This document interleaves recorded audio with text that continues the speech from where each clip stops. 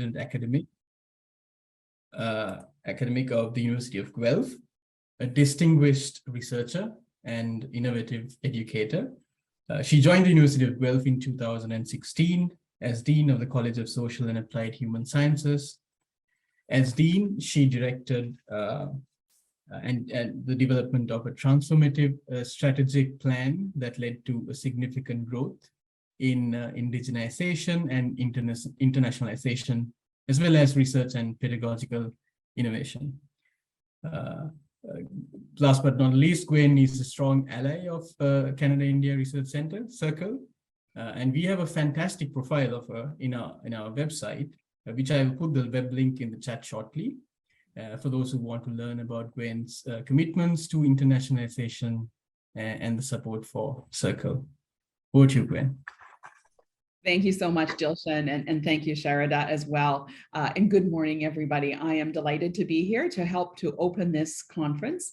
And I want to echo certainly the thanks that have been given to everybody. It takes a lot of work to organize an event like this. And so thank you to all of the people who've been putting a lot of time and effort into getting us here today. I particularly want to thank and acknowledge the keynote speakers, Dominique, Charron, who I see has joined us and will be speaking in just a few short minutes, as well as Rohan Samarajiva, who are going to bring, share their advice and their expertise over the course of the next few days. As I reviewed the program for this 3-day conference, I was really impressed. I was impressed by the number of students who are presenting. I was impressed by the range of universities from Canada and South Asia that are represented. And I was also really impressed with sort of the range of topics. And, for me, this really speaks to the success of Circle. As Sharada said, I've been a supporter and a champion for Circle ever since it was an idea, I think, that came from Sharada. And I was pleased first as Dean and now as Provost to be able to support it coming into fruition as the Canada-India Research Center for Learning and Engagement. And I think that today's conference really speaks to many of the goals of the that Sharada, that I and that others had for Circle, which is really to connect, certainly with a focus on the links between Canada and India, recognizing kind of the special relationships between Canada and India, the large Indian population, the Indian diasporic population in Canada, the connections that university students and researchers have had for years between certainly the University of Guelph and India, and sort of the deepness of those connections. As Provost, I would say some of my priorities are ensuring that the university provides a learning environment that nurtures student creativity and innovation, and also that promotes internationalization in multiple ways. That includes bringing international students to Canada, but it also involves having Canadian students travel internationally, as well as to interact in other ways. And I think this conference is a great example of that, that without having to travel, there are going to be connections forged between students from various parts of Canada, as well as not only from India, but other South Asian areas as well. And this is just really great to see. And I would say that it also helps to forge the connection between our faculty members. Even though this is a graduate student research conference, we recognize that you're all working with esteemed researchers. And I think this helps to, again, strengthen those connections between Canada, India, and other parts of South Asia. It's also, I think, just a great opportunity for graduate students to get to know each other and to showcase the research and exciting topics and areas that you're exploring, your growing expertise in your chosen fields. Circle, as you can see from its name, with engagement as the last word there, it really is aimed at fostering those connections, building a global community where people can work together and learn from each other. So I think with that, I am going to close my welcome. But again, thank you to everybody who has made this event happen. Welcome, and I wish you all the best for a wonderful conference. Thank you so much, Gwen, for being here and sharing your thoughts with us. With that, let me welcome Dominique Charron for our conference. She will be a keynote speaker for today's event, and let me briefly introduce Dominique. Dominique Charron is Vice President for Programs and Partnerships at Canada's International Development Research Centre, IDRC, where she leads programming strategy in 5 key areas of development around the world. She has led programs on agricultural productivity and food security, innovations in animal health, reducing vulnerability to climate change, ecosystem approaches to health, and prevention of emerging public health threats. Before joining IDRC, she led research programs on public health and climate change at the Public Health Agency of Canada. A veterinarian and epidemiologist, she is a rapporteur of the One Health high-level panel advising UN intergovernmental agencies. Thank you so much for being here, Dominique. Over to you. Thank you. Can you hear me? So thank you very much. Thank you, Dilshan and Sharda and Gwen and the Circle group for inviting me to do this. I was really touched. I'm an alumna of Guelph, and so I really welcome the opportunity to join you and tell you a little bit about what I've been doing where I am now, which is at IDRC, as Dilshan has described, and to describe to you a little bit what IDRC does with this lens of why is research and the funding of research so important to achieving international development objectives of Canada, but also the development objectives in the region. The importance of evidence for finding solutions, for innovating, for transforming, and addressing the big challenges that we face globally is at the core of our objectives at IDRC. And to be able to engage with a group of international bright minds full of energy and thinking about how are we going to make the world better, and doing that in an international collaborative setting as you are here in Circle. Well, that's just perfect for me and for IDRC. So thank you very much for the invitation. I'm going to do that exciting slide share thing now, which I'm a bit clumsy at because I don't use Zoom all the time. Now, how do I do it? Where do I find it? Share screen, big green button. This one. Yes, let's see. Yes, do you see that? We can see that. Excellent. So excited. It worked. Now then, how do I advance the slides? Do I advance the slides? Yes, no, yes. Look at that, it works. Okay, you can tell it. Unfortunately, I'm one of those people that often has people help me with these things. So you've described who I am, where I came from, and how important, you didn't say, but I will say how important Guelph was in, I would say, launching my interest in international affairs. And that had to do with a conference, bigger one than this, that Guelph hosted in 1987 around, and at the same time as the launch of the Our Common Future report, the Brundtland report on sustainable development. And that led to a set of, I was very excited to be able to attend this as the entire university community was, but it was transformative for me.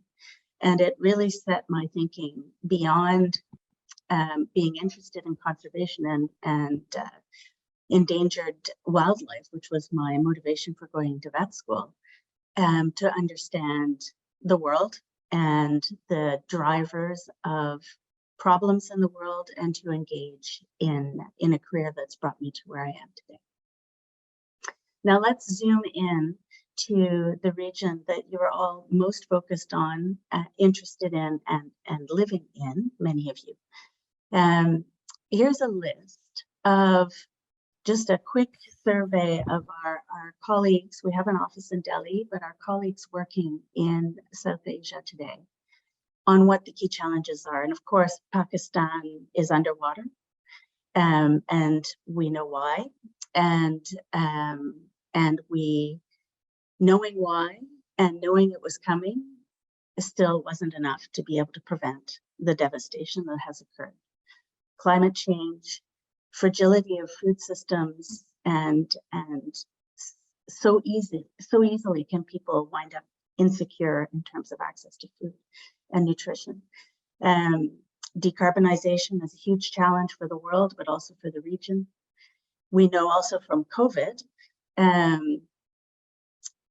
weak health systems, and not only in South Asia, but it is a huge challenge for the region given the size of the population, and continuing emerging health threats, both infectious, but also growing burden of chronic disease. Geopolitical shifts. We would be really, I think, ignoring a very important driver of issues, challenges, and development in the region if we didn't think about what was going on in the world and how the positioning of powers such as Russia, China, and the US are playing out on the landscape of South Asia. And the opportunities, but also challenges and threats that represents for countries in the region and for the region as well. Gender and other inequalities, huge inequalities, are a tremendous challenge in South Asia. And I think a real, what's the word that I'm looking for? A real hold or obstacle, I think, to really transformative change and progress in the region.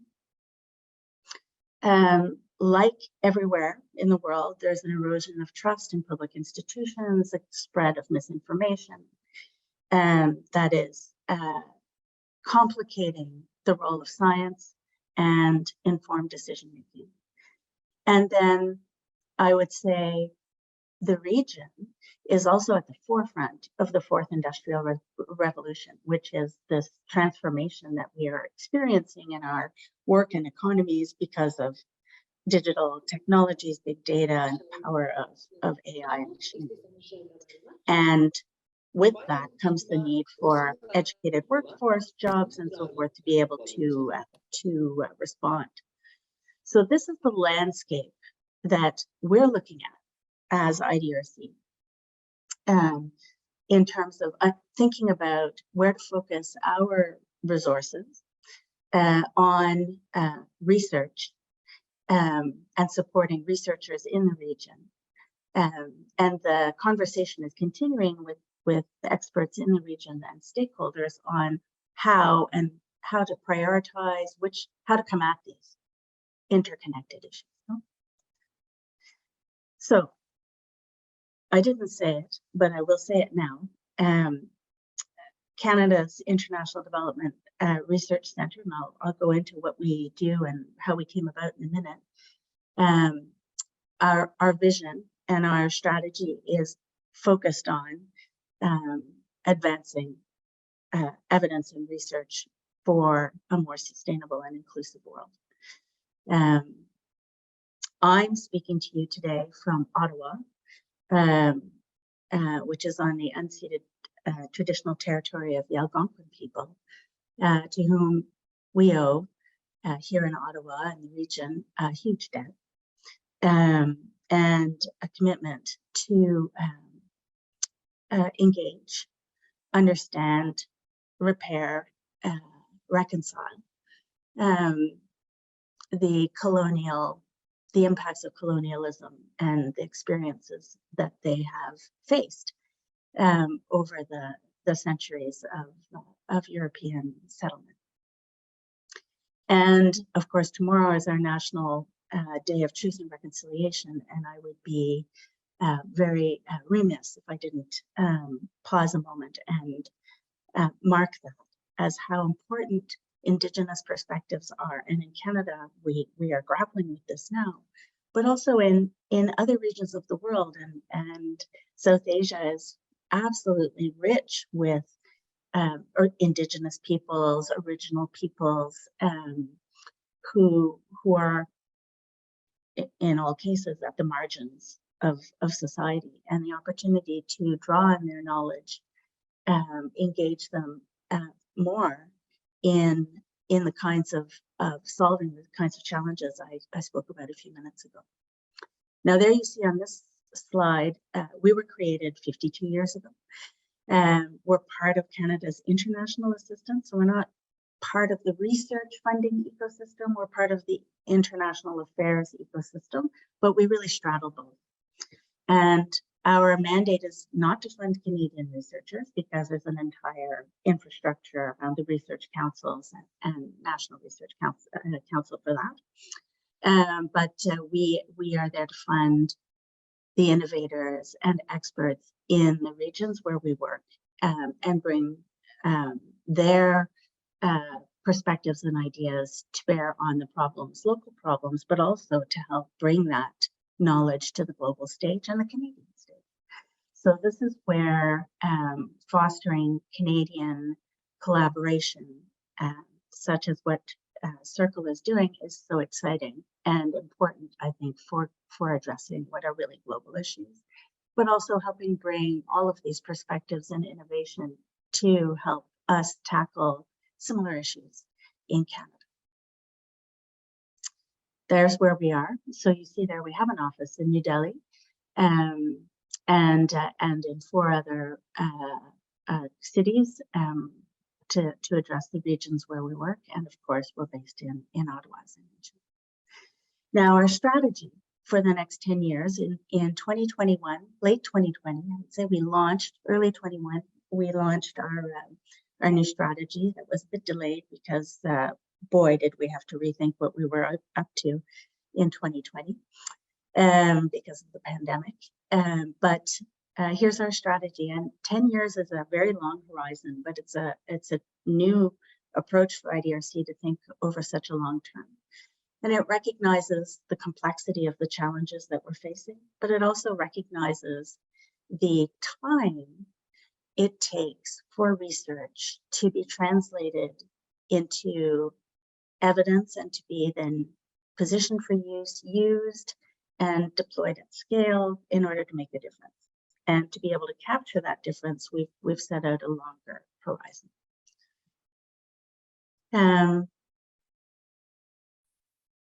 We've talked about this. Certainly the issues that I listed at the beginning are challenges for the whole world and not just for Asia. And we now know that it's going to be impossible to reach most of the targets of the UN agenda for 2030, the Sustainable Development Goals, because of the setback that we have experienced because of the pandemic and the economic disruption that went with it.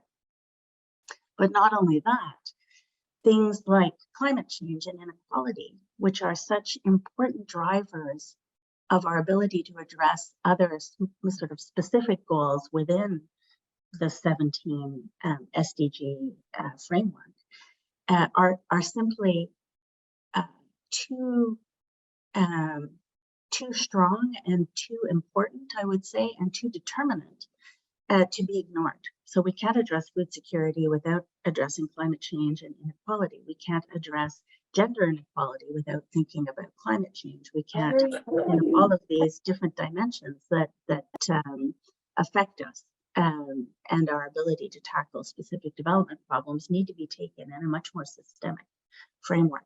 And that makes it very challenging for decision makers to advance. They'll make decisions based on the evidence that they have or the information that they have, but it may not be in a systemic context, which may lead to the wrong decisions, the wrong policies, further excluding or marginalizing people who are left out, or further increasing vulnerability to climate impact. So a systemic lens is needed. the way we work at IDRC is to really engage with partners, research partners around the world in bringing about that high quality research, bringing about innovation, bringing about the evidence, the data that are needed to help shape change. And there's an important dimension of knowledge sharing, knowledge translation, communication of research, engagement, but also mobilizing the partners that you need in the field to actually bring about that change, whether it's social change or whether it's commercialization and scaling up of an innovation or a solution or a set of innovations and solutions. Researchers can't do that on their own. And I'm sure Gwen is listening and saying, it's a challenge here in Canada too. Here on our slide, the 5 areas of programming that IDRC has included in its strategy, and they're interconnected. You can see there some of the SDGs that the specific entry points are tackling. We're looking to improve global health, particularly strengthening health systems to deal with those emerging health threats and to address women's health, sexual reproductive health and rights, maternal health, and address that big gap that's still there. Climate resilience in food systems, improve democratic and inclusive governance so that people can participate and have a say in the decisions that affect their lives. Education, strengthening education, making sure that not only do girls and boys attend school, but that the quality of the education they get is adequate to help them contribute to solving the challenges of the world and participating in the economy of the future. And then lastly, but certainly not least, figuring out how to support with evidence that important economic transition to a low carbon future, but to do that inclusively without leaving anyone behind.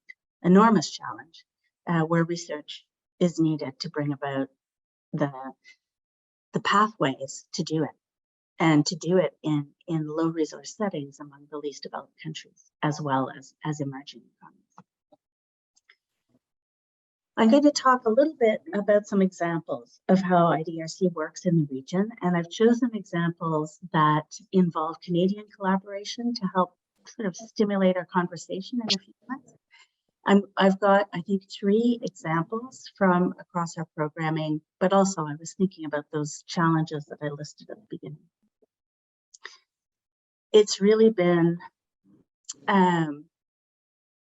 shocking and at the same time not surprising to witness the devastation in Pakistan with the flooding. IDRC has been funding research on climate change for, well, almost 15 years now on adaptation. And when I talk about adaptation, what I mean is providing the evidence on how people can understand, anticipate, deal with the impacts of the changing climate on their lives and livelihoods, and become more resilient to them to be able to deal, either stay or leave, but manage those impacts. We've done this in partnership with the governments of Canada, UK, and the Netherlands over those 15 years, about $200 million worth of research funded around the world. Our latest phase of collaboration was launched with the UK, was launched in Glasgow last year at the UN Climate Conference. It's called Climate Adaptation and Resilience, not a very tricky name to remember, but it builds on the results of the work that's in this slide. And are you seeing my notes or are you seeing the slide? I'm seeing the slide. Okay, good. So this program, the Collaborative Adaptation Research Initiative in Africa and Asia, was a 7-year, $70 million initiative that funded large consortiums, multi-country consortiums to tackle adaptation through a transboundary lens on highly impacted, densely populated climate change hotspots. And one of these was the Himalayan Hindu Kush and its associated watersheds. This program, so the whole program produced 800 scientific papers,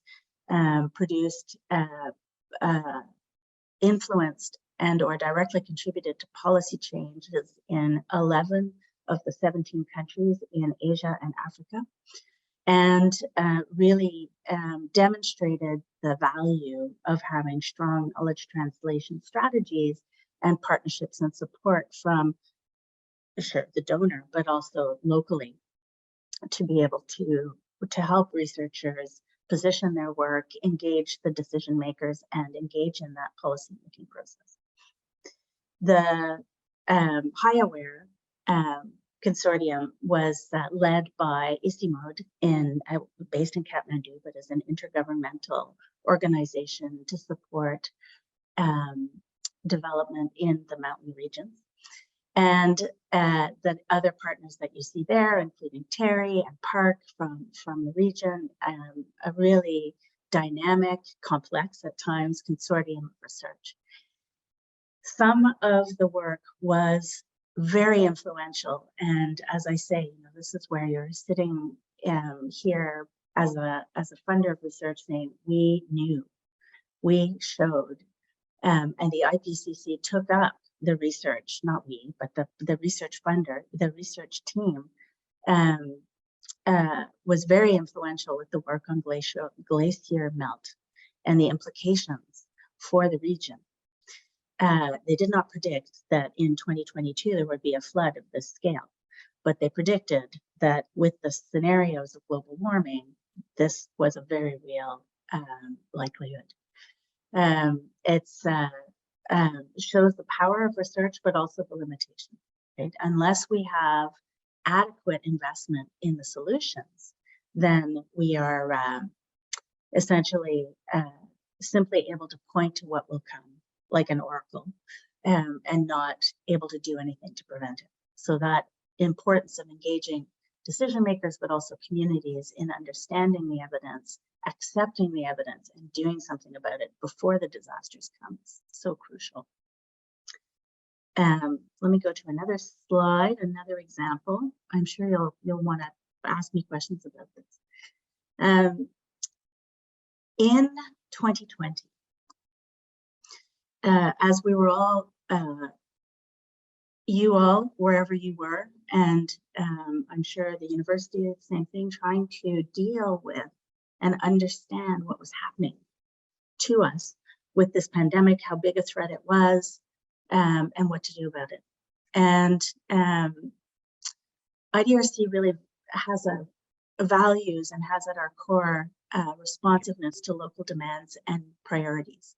And as we were getting ready to finalize our strategy and launch a new program framework in 2020, we realized that we had to put that on hold and to focus our resources in supporting experts in developing regions to produce solutions to help the world deal with the pandemic. We realized that though that we didn't know necessarily what needed to be done. So our team, many of whom were actually at the same time in the throes of relocating closer to home because we were going fully virtual, reached out to our network of policy think tanks around the world, asking them what they were hearing as key gaps in evidence from their clients and stakeholders. And there was a resounding need for data, evidence, and rapid policy options to address the growing economic and social crisis that was upon them as the world locked down. Right? We in the high-income countries went into lockdown, economies ground to a halt, and the repercussions of that, as you know, in the region, were tremendous.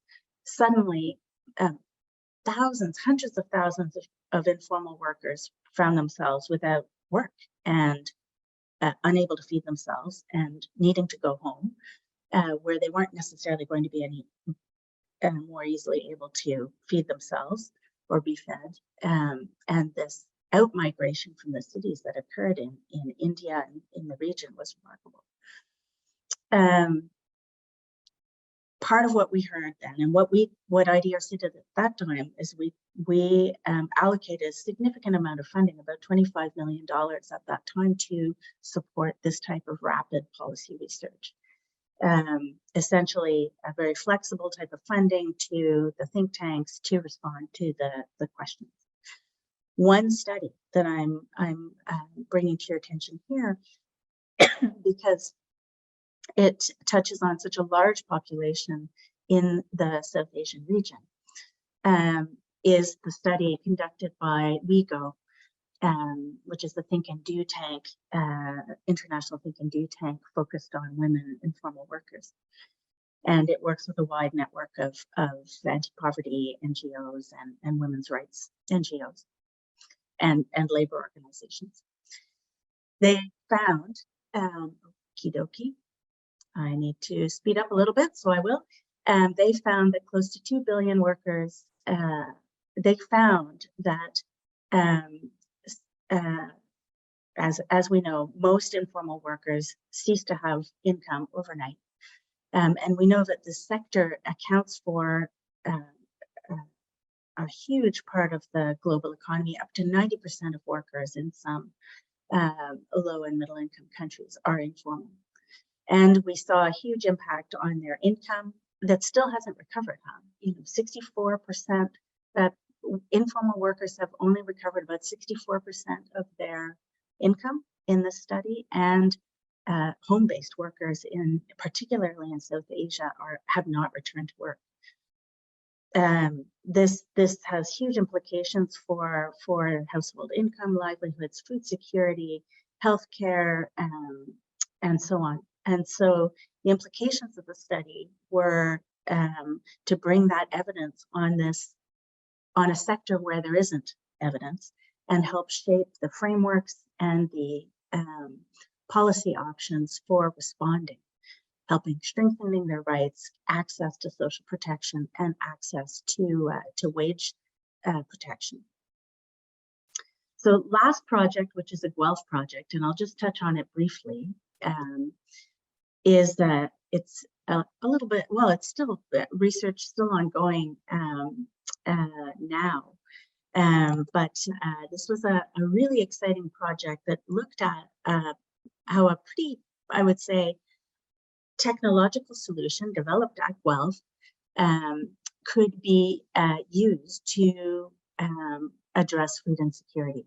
And this is a product called hexanol that's been used to, and it's Jay Subramanian at the Arrow Food Center and Ontario Agriculture College, who's the lead on this project, but developed essentially a spray, a product that you could apply to fruit, whether on the tree or in once picked, and delay its ripening, and delay that in a way that doesn't affect isn't a chemical, is a natural product, doesn't affect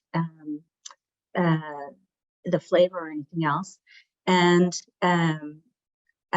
if it's sprayed when fruit are still on the tree, it means you can pick it long later, which means you can bring it to market after most everybody else's fruit has been on the market, and extends the selling season and provides an opportunity for users of this product to access the shoulder season and better price. It also, though, is really good for peaches, apples, nectarines that are grown here in Canada.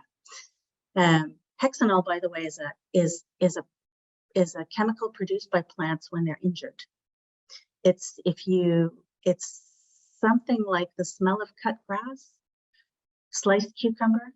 That's hexanol that's contributing to that smell. So this application was done in collaboration, as you see, with researchers in Sri Lanka and in India, where it was tested at quite large scale. There are some barriers that remain to its deployment as a development solution, put it that way, because of the cost of producing it and scaling it. It's not that expensive to produce.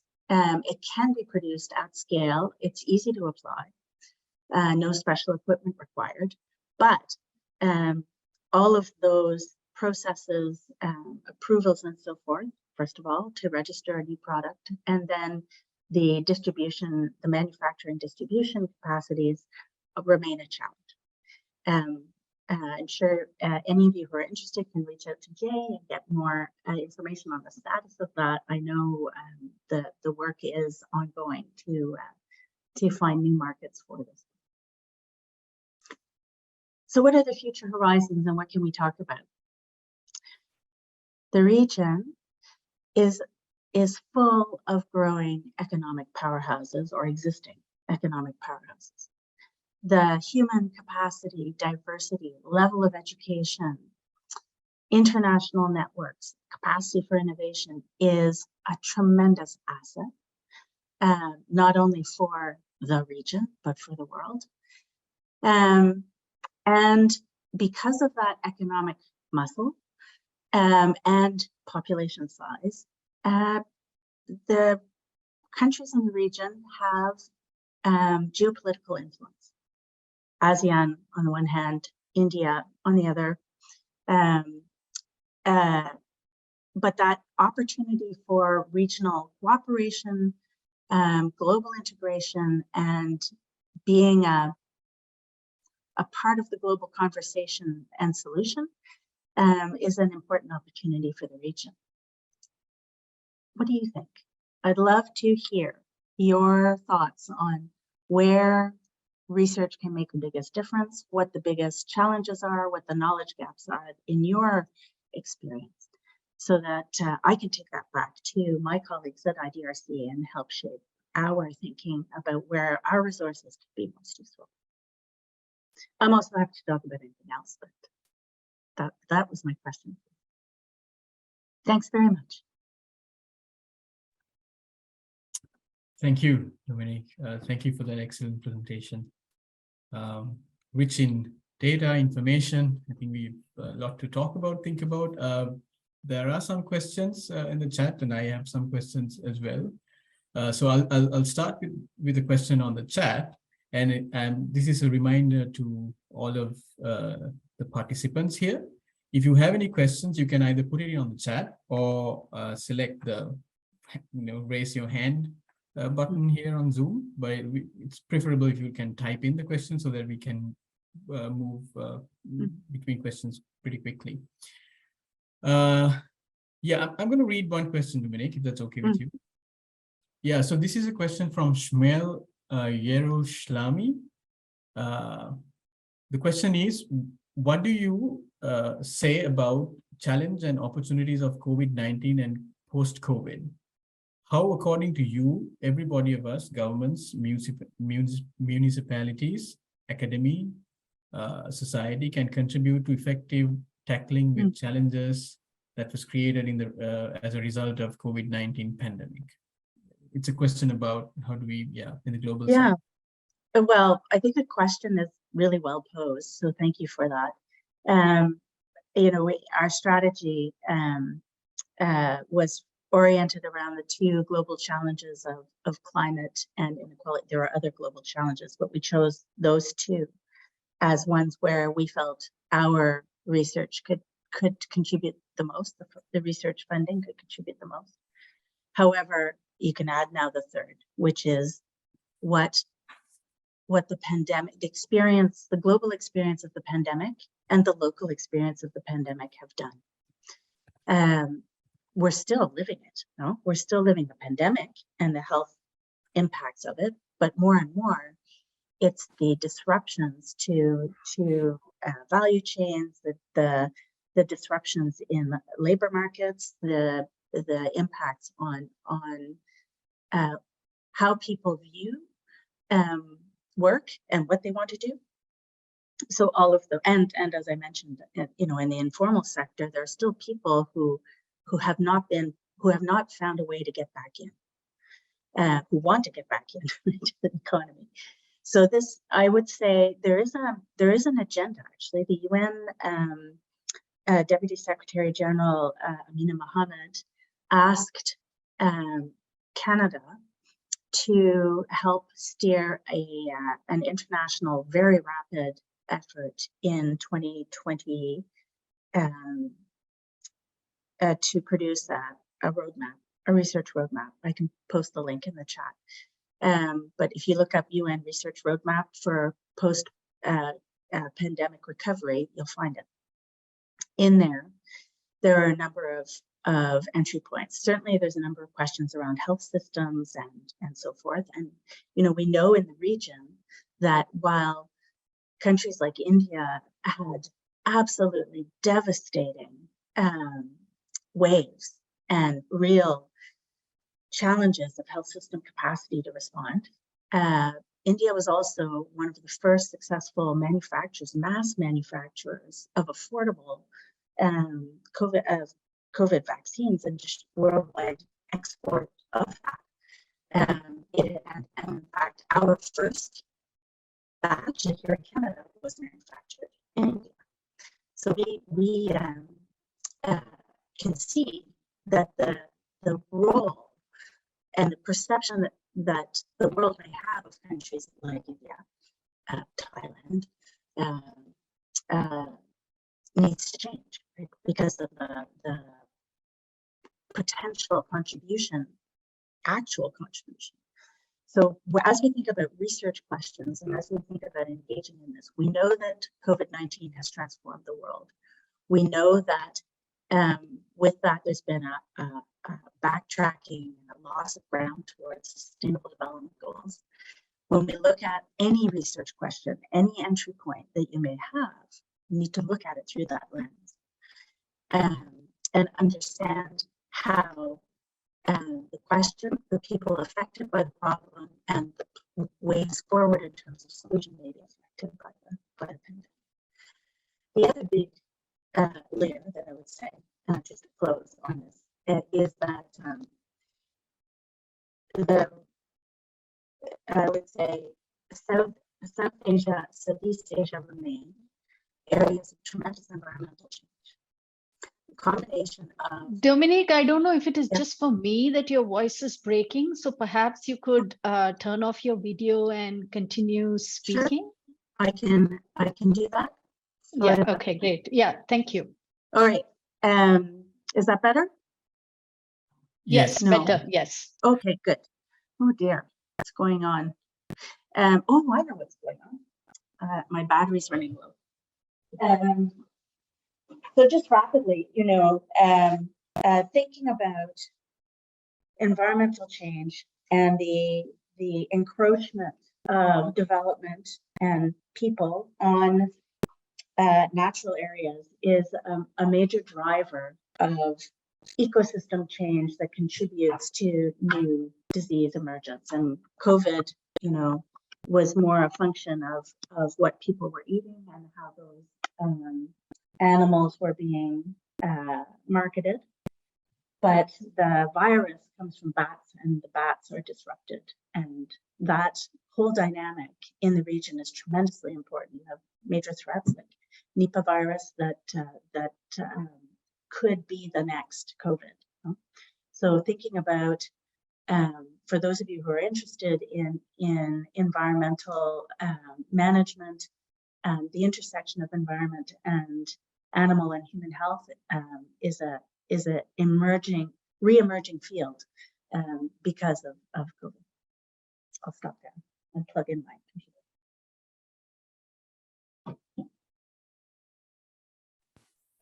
Okay, I think we just have a couple of minutes before we move on to the other section, but I'd like to ask Dominique, could you tell us how IDRC supports PhD research?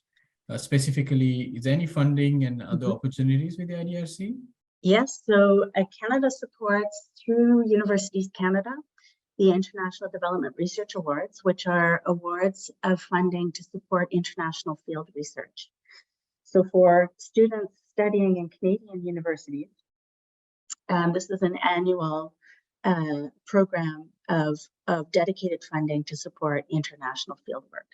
It's not a huge, they're not fellowships necessarily that will support your whole research, but it will cover things that the Canadian research councils won't. That's one. So the Universities Canada International Development Research Awards. The second opportunity, although there isn't, I think, a active round right now, is that Canada contributes significantly to the Queen Elizabeth II scholarships, and those are full fellowships, to support students around the world to study in Canada, and it is a full fellowship.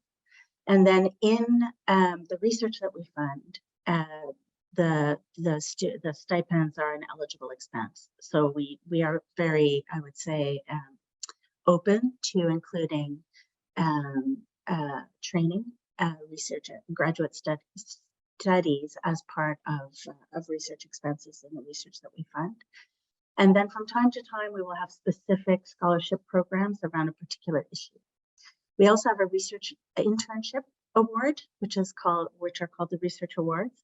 And those are for a year-long work and research placement in an IDRC office. And those are also a competition we run annually. It's not a fellowship per se, but it's an opportunity for students. We're aiming more for masters transitioning to PhD, but an opportunity to come and see what it's like on the research funding side and to conduct some independent research at the same time. Oh, thank you, Dilshan, for posting that. Okay.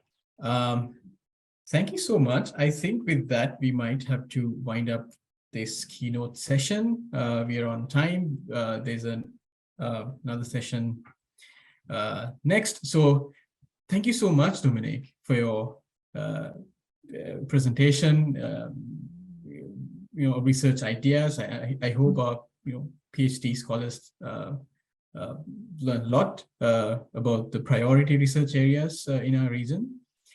Thank you so much again for your time. That was Dominique Charron, the Vice President for Programs and Partnerships at Canada's International Development Research Center. Thank you so much, Dominique. So with that, yeah. Thank you. I look forward to hearing how the conversation goes for the rest of the day. Thanks very much for the invitation. Thank you.